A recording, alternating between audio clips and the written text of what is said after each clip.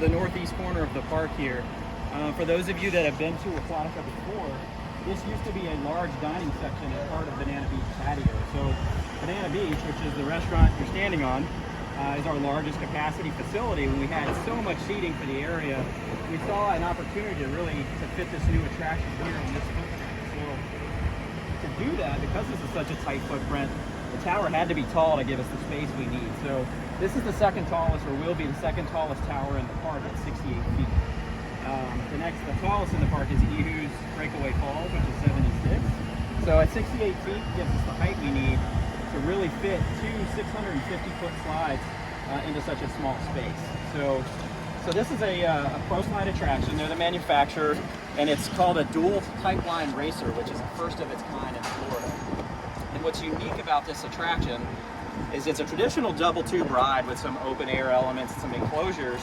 But when you see the lime green features throughout the slide, it actually opens up, and the two riders in each of the two slides are only separated by a single divider, so you get the perspective of racing the two next to you as you go down the slide. So as you see from top to bottom, wherever you see the lime green colors, you're going to have opportunities to see yourself racing the riders next to you, which we think is just a neat feature that we have not done at Aquatica before. And as I said, it's a first of its kind in Florida, so very, very excited about that. So as I mentioned, the slides are approximately 650 feet long. You can see this is a very serpentine attraction. There's a lot of twists and turns throughout this ride, which will really add to the excitement and thrill of the attraction overall. And then the other unique feature is it feeds into what we call a pro splash, or a run out. So it's not a traditional catch pool like you see on a lot of older water slides.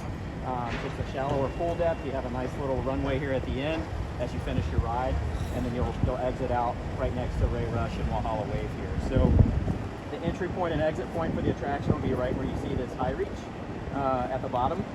There'll be a series of queue running underneath the tower, so really by the time we add all the landscaping, the horticulture, the hardscape in, there'll be a good opportunity for people to be in the shade while they're waiting to ride.